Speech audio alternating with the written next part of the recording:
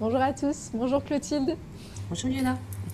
Je vous présente donc Clotilde Patier des Trésors de Tante Cotine que j'ai connu via la boutique des familles en recherchant un sac en fait pour faire un cadeau de naissance, notamment pour mes enfants. Et pour la suite, je vous avais aussi commandé des goodies en fait pour Coaching Saint-Hildegarde pour mes premières clientes. Et du coup, voilà, votre histoire m'a touchée, votre parcours, je le trouve très intéressant. Et j'avais simplement envie de vous faire connaître un petit peu plus via Internet et autour des personnes qui nous suivent. Merci. Est-ce que vous pouvez vous présenter très simplement? Alors donc je suis donc Clotilde, comme l'a dit Yola, créatrice des Trésors de Tante Cotine. Je suis épouse de paysan, mère de 6 enfants, 3 garçons et 3 filles. Alors j'ai un parcours un petit peu atypique parce qu'en fait j'ai été dans l'enseignement pendant plusieurs années jusqu'à notre mariage. Et une fois mariée, notre aîné est arrivé assez vite. Et la question du travail s'est alors posée, du travail à l'extérieur. Et on a préféré avec mon mari que je trouve un travail qui me permette d'être totalement à mes enfants. Et d'où l'idée de monter cette entreprise de couture et de broderie qui depuis maintenant a plus de 20 ans. Waouh! Ah oui, plus de 20 ans, je ne m'étais pas rendu compte en effet. Et comment est-ce que vous avez petit à petit, alors déjà d'une part, comment la couture est venue à vous? Et d'autre part, comment vous avez réussi à faire connaître votre travail? Alors depuis que je suis toute petite, maman cousait beaucoup, elle nous faisait tous nos habits, nos robes de soirée. Waouh! Donc on a vraiment le goût de la couture à la maison. Et donc j'ai appris avec maman petit à petit. Et puis les années passant, ma sœur aînée est rentrée un soir avec une brodeuse. Et on a passé la soirée à s'émerveiller devant cette machine qui brodait toute seule, plus besoin de faire du point de croix à la main. Et voilà, donc on a été complètement conquise. Et donc voilà, une fois mariée, j'ai commencé un peu à vendre sur eBay. Puis ça s'est développé. J'ai pas mal d'amis qui m'ont dit bah, crée un site internet, donc c'est ce que j'ai fait. Et puis le bouche à oreille qui a très très bien marché. Et voilà. C'est super parce que, ben, comme vous le savez, je travaille aussi sur le transgénérationnel. Et quand j'entends quelque chose comme ça veut dire qu'il y a une transmission positive, en fait, de mère à fille. Et en plus, apparemment, à deux filles, puisque votre sœur aussi aimait bien la couture, apparemment. Exactement, tout à fait. Euh, donc, comme quoi, il n'y a pas que la transmission de problématiques, mais j'aime souvent le rappeler, il y a aussi des transmissions positives. Et c'est bien souvent la plupart du cas, la plupart du temps le cas. Donc, c'est super. C'est vrai que quand on rentrait à la maison, on trouvait toujours maman devant une machine à coudre. Et forcément, bah, ça nous a imbibé de ça. C'est intéressant ce que vous dites parce que ça montre que vous-même, en fait, c'est quand vous êtes devenue maman. Donc, il y a quelque part, maman est devant la machine à coudre Voilà. et ça vous convient. Voilà, c'est quelque chose qui vous a convenu aussi et que vous avez transformé. Parce que pour elle, j'imagine que c'était un loisir ou une nécessité, quelque chose, un plus en fait dans votre vie. Alors Permettre d'avoir des belles robes. voilà, c'était certainement un loisir d'une certaine manière, mais aussi une nécessité dans la mesure où Voilà. bah, on était 6 aussi. Mm, Et il fallait bien. Enfin, on pouvait pas se permettre d'acheter des vêtements tous les jours. c'est ça. Donc elle les faisait. Et ça vous permettait effectivement d'avoir des vêtements d'exception en fait. Exactement. Là où c'est pas forcément possible de les avoir si on sait pas coudre. Voilà. Dans ma famille, la coudre. Alors moi, j'ai essayé d'apprendre à coudre avec ma grand-mère, mes tantes, mais j'ai pas cette patience-là. J'ai une autre patience, mais celle-là, j'ai jamais acquise. Et effectivement, ma grand-mère a aussi cousu des robes de soirée magnifiques. Elle savait très bien coudre, et je pense que c'est peut-être ça qui m'a touchée aussi dans votre parcours et votre histoire, c'est que ça rejoint un petit peu la mienne quelque part. Euh, Je n'ai pas réussi à transmettre à mes filles. Pardon, Je dis, je n'avez vous pas. rassure, je n'ai pas réussi à transmettre à mes filles. Bon, après ça, on choisit pas On toujours. ne sauve pas une génération. Avec vos petites filles, peut-être. Voilà. Est-ce que vous pouvez nous parler de votre atelier et s'il y a un saint en particulier qui vous accompagne au quotidien? Alors, oui, alors il y a même deux saints qui nous accompagnent tout particulièrement. Alors, en fait, mon atelier était, parce que vous allez savoir la suite après, mais dans un lieu-dit qui s'appelle Saint-Michel. Michel étant le prénom de mon papa, qui est décédé il y a 15 ans, et auquel j'étais très très attachée, comme tout enfant. Et donc, vraiment, j'ai vraiment tenu à ce que Saint-Michel protège mon atelier. Et également, il est sous le patronage de Sainte Marthe. Sainte Marthe qui est une sainte que nous prions beaucoup avec mon mari depuis le début de l'installation de mon mari. Et la ferme, l'exploitation de mon mari est sous le patronage de Sainte Marthe, le RL Sainte Marthe. Et Que nous voilà. voyons derrière vous. Et voilà, dont on voit Sainte Marthe effectivement derrière nous. Et donc voilà, c'est Saint-Michel et Sainte Marthe qui protègent tout particulièrement les trésors de Tante Cotine. Bravo. C'est deux grands saints qui à la fois protègent du mal et, et qui sont porteurs dans le travail, en fait, et surtout Oui, pour le travail des femmes. Du coup. oui, c'est vrai. Voilà.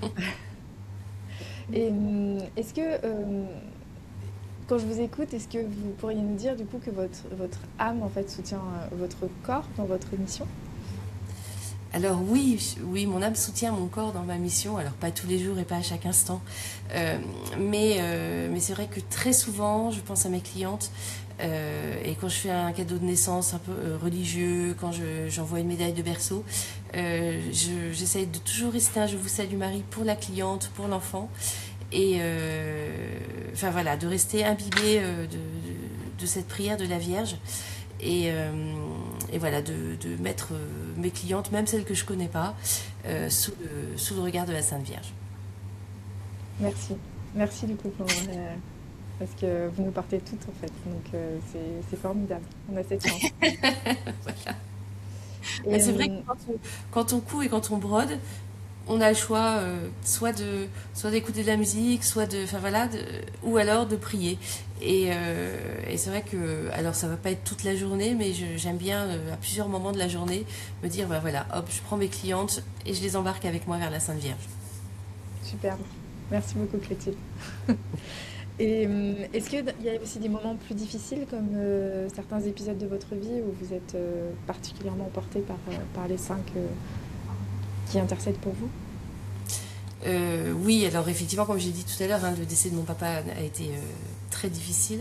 Et on s'est laissé porter par Saint-Michel. Et effectivement, en juin dernier, on a eu un épisode absolument atroce. C'est-à-dire que le 20 juin, notre maison et mon atelier, mais surtout l'atelier, ont pris feu. Voilà, en 5 heures de temps, tout a été réduit à cendres. Euh, ça a été le début d'un énorme chamboulement, de beaucoup de remises en question. Et je pense que sans la foi, alors je peux le dire maintenant, hein, parce qu'on m'aurait posé la question le lendemain, je ne l'aurais pas dit. Sans la foi, on ne serait pas là. On aurait baissé les bras. Et c'est vraiment cette foi et Saint-Michel et Sainte-Marthe qui nous ont portés quand nous, on n'était plus capables de remonter nos manches. Euh, voilà. Est-ce que vous pouvez nous parler un petit peu plus de ce que vous avez vécu ce jour-là? Oui, alors en fait, Eric et moi n'étions pas à la maison. On était en train de travailler pour le bon Dieu, puisqu'on était en train de faire répéter notre chorale paroissiale. Et à l'issue de la répétition, on a eu un coup de téléphone de notre fille, Anne Domitille, qui hurlait au téléphone en nous disant Papa, maman, c'est pas une blague, la maison est en feu. Donc là, pour nous, tout s'est arrêté. On a foncé à la maison. Moi, j'ai fait une crise de panique. Donc mon mari m'a laissé sur le bord de la route en me disant qu'il appelait un autre ami qui allait m'emmener. Et lui a foncé à la maison. Il est arrivé après les pompiers qui avaient déjà commencé à bien œuvrer. Et les pompiers ont mis 5 heures à éteindre le feu. Donc ça a été très très long. Pendant 5 heures, on était désemparés face à notre maison qui brûlait, avec une hantise totale que le feu se propage encore plus sur la partie familiale, et que là, on perd carrément tout. Parce qu'en fait, notre maison était composée de notre maison et de l'atelier qui était collé à la maison, et l'incendie est parti de l'atelier.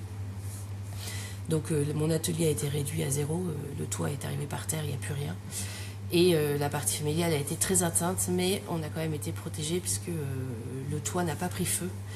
Et ce qui nous a permis de préserver quand même quelques pièces de la famille.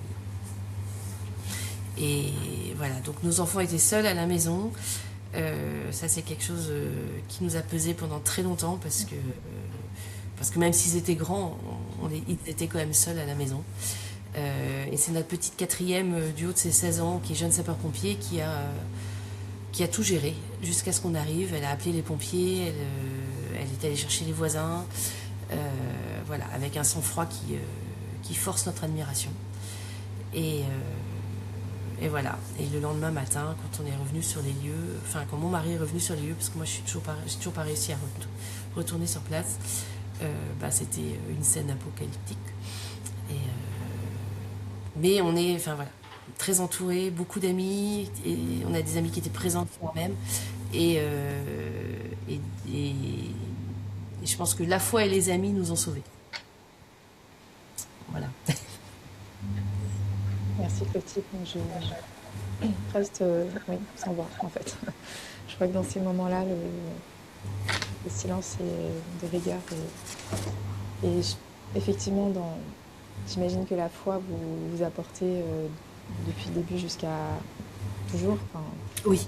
et comme vous le soulignez, c'est assez fou de se rendre compte que dans ces moments-là, il y a toujours des petites grâces. Votre fille était sapeur-pompier volontaire. C'est pas tout le monde qui a un enfant qui est sapeur-pompier volontaire. Et C'est ce qu'on lui dit régulièrement, parce qu'elle nous dit oh mais j'ai peut-être pas fait les choses comme il aurait fallu. Et je lui dis mais attends Vendeline, toi quand t'as vu qu'il y avait le feu, t'as appelé les pompiers, puis après vous nous avez appelés. Je dis moi face à ça, je pleure, j'appelle papa. Et ensuite j'appelle les pompiers et je perds les 5 minutes qui nous ont sauvés et qui ont sauvé le fait que le manoir n'ait pas totalement pris feu. Elle a été incroyable. On ne pourra jamais autant la remercier que d'avoir pensé à appeler les pompiers avant de nous appeler. Parce que du haut de ses 16 ans, elle aurait pu très bien nous appeler en disant je fais quoi. Ouais. Je suis admirative de votre parcours, de la résilience dont vous faites preuve et dont votre famille fait preuve actuellement, parce que vous êtes encore dans l'épreuve. Vous êtes encore relogé. Pas tout à fait chez vous, comme vous me l'expliquiez avant quand on discutait. Et c'est vrai que il y a de l'aide en fait de partout. Des gens essayent de vous aider comme à leur échelle. Et même dans l'épreuve, en fait, vous trouvez tous une force incroyable de continuer. D'autant plus que vous continuez la couture, là où le feu a commencé par là. Et du coup, voilà, il y a une force de transformation des événements en fait qui me semble très belle et qui peut être un exemple pour toutes les personnes qui nous regardent aujourd'hui. Dans l'adversité, il y a toujours des choses, une force en fait, peut-être non, dont on n'est pas forcément conscient sur le coup, mais qui vous porte. Qui vous porte. Et du coup, est-ce qu'il y a quelque chose de particulier que vous aimeriez transmettre aujourd'hui suite à ce que vous avez vécu? Une petite quelque chose qui vous tient à cœur, que vous avez transmettre. Alors moi je voudrais tout particulièrement, si elles m'écoutent plus tard, remercier nos filles, nos enfants, et en particulier nos filles, qui ont été d'une force incroyable face à leur papa et leur maman qui s'effondraient, parce que nous on ne voyait que les milliers d'euros qu'il allait falloir qu'on ressorte. Et elles se sont décarcassées, elles ont fait des vidéos qu'elles ont propagées sur Instagram et sur tous leurs réseaux sociaux pour interpeller nos fournisseurs qui ont été interpellés, hein, qui nous ont fait des réductions incroyables parce que interpellés par leurs vidéos. Et c'est, enfin voilà, vraiment, elles nous ont portés pendant les premiers mois en me disant maman, vous reprendrez votre activité, vous y arriverez, on va se battre avec vous, vous allez y arriver. Et c'est vrai que quand ma première brodeuse est revenue, enfin, la nouvelle est arrivée, j'étais même incapable d'enfiler un fil, j'en avais pas du tout envie. Et ben, c'est elles qui ont tout mis en place et qui m'ont dit, bah, maintenant, maman, il faut appuyer sur le bouton, vous allez appuyer sur le bouton, vous allez voir, ça va marcher. Et non, ça brûlera pas à nouveau, il n'y a pas de raison. Voilà. Donc un grand remerciement à mes filles. Et puis le second grand remerciement, c'est tous nos amis, tous les amis qui nous ont entourés. On a été choyés, mais dès le samedi matin. Pendant plusieurs jours, on a des amis qui se sont relayés pour faire la cuisine, parce que j'étais incapable de cuisiner, qui venaient, qui apportaient le repas, qui prenaient des nouvelles. J'ouvrais mon téléphone, j'avais 50 messages WhatsApp. Enfin voilà. Et enfin, une entraide amicale qui là encore, enfin, c'est ce que je répète régulièrement à mon mari, c'est comment on aurait fait si on avait été seul. Et on a eu cette chance de ne pas être seul, et j'espère vraiment que être capable à mon tour de donner autant que j'ai pu recevoir quand ça, je l'espère pour personne, mais quand une épreuve arrivera à l'un ou l'autre. Merci Clotilde, c'est bon. Et, moi, ce que je souhaite aussi, comment dire, soulever dans votre récit, vous avez parlé des fournisseurs. En fait, certes, le monde de l'entreprise et le monde bancaire n'est pas toujours simple, mais en fait, souvent quand on se rend compte, en fait, surtout quand on est auto-entrepreneur, que l'humain reste très présent. Et que Oui, quand on se parle de personne à personne et pas de client-fournisseur, des problèmes de paiement, en fait, derrière toute entreprise, il y a une personne. Ou tout à fait. plusieurs, bien sûr. Oui, Euh, quand c'est une exploitation agricole, il y a encore des animaux ou de l'agriculture, de la culture, en fait, derrière. Donc, de quoi nourrir les gens. En fait, derrière tout, il y a de l'humain. Et ce que vous soulignez est très beau parce que c'est une expérience collective finalement que cette épreuve, avec des petites pépites de lumière un peu partout, qui vous aident les unes après les autres, comme un petit bracelet qui scintille là, qui vous porte. Et quand on met tout ça bout à bout, ça aboutit à la continuation des trésors de Tante Cotine, d'une part. Et j'imagine que pour votre époux aussi, pour retrouver l'exploitation, pour retrouver son travail, ça n'a pas dû être simple non plus. bah, ça a été très compliqué pour lui, surtout qu'on arrivait dans la période très chaude, mais du coup, enfin voilà, tout ce qui est très prise avec toutes les moissons qui commençaient, etc. Il fallait qu'il gère à la fois les rendez-vous d'entrepreneurs, d'experts, de contre-experts sur la maison, à la fois une épouse qui était quand même au fond du trou et son exploitation. Et là, lui, je pense que s'il était là à ma place, il remercierait profondément ses fils. Chaque enfant étant plus destiné à l'une ou l'autre entreprise, qui l'ont énormément aidé cet été. Euh, pendant un mois, il a quasiment pas été sur l'exploitation, et c'est notre fils second qui a tout repris en main pour pouvoir le soulager. Et notre fils aîné qui venait dès qu'il avait 1 ou 2 heures de temps après son travail pour également aider. Je crois que vos enfants sont vraiment aussi formidables. Vous avez Oui, oui, alors parfois ils chamaillent, hein. Oui, c'est normal. Mais je pense qu'à l'heure où on critique Oui. beaucoup les jeunes, on se dit qu'ils sont la perdre notre jeunesse, Mm. faut souligner qu'il y en a aussi qui sont, la plupart d'ailleurs, sont très chouettes. Ouais, Et on les a vraiment redécouverts face à l'adversité et à la souffrance. Et c'est c'est ça. vrai que ils ont tous eu leur manière de réagir un peu différente, Mm. mais tous de manière très belle. C'est génial, vraiment. Euh, voilà, je sais pas ce que... sur ces mots, je sais pas comment conclure en fait, à part en vous remerciant et en vous félicitant en fait, et vous souhaitant encore toute la force et le courage dont vous aurez besoin dans les mois à venir. Merci. Euh, puisque voilà, vous ne savez encore pas quand est-ce que vous pourrez rentrer chez vous. Donc voilà, si vous avez fait rappel à l'élan général de solidarité qui existe autour de vous, qui pourrait peut-être encore exister après cette vidéo. Et, euh, et voilà, et moi je voulais aussi faire connaître votre travail.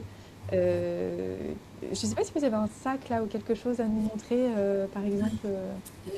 Ici, je vais chercher. Alors, sac, j'ai pas, comme on n'est pas chez nous. Non, non, mais voilà, Voilà, j'ai un polo de notre les de louveteaux. notre mieux. De Par passé, tout va bien. C'est génial. Et c'est typiquement ce qui, je trouve, ce sera les mots de la fin. Ouais, Nous faisons tous de notre mieux en fait dans la vie. Je crois qu'il y a là, ça aussi à retenir. Avec les événements qui nous tombent sur la tête, avec le quotidien à gérer, avec tout ce qui arrive petit à petit, avec lesquels nous devons faire de notre mieux. Nous faisons de notre mieux avec l'énergie qu'on a à un instant T et pas plus.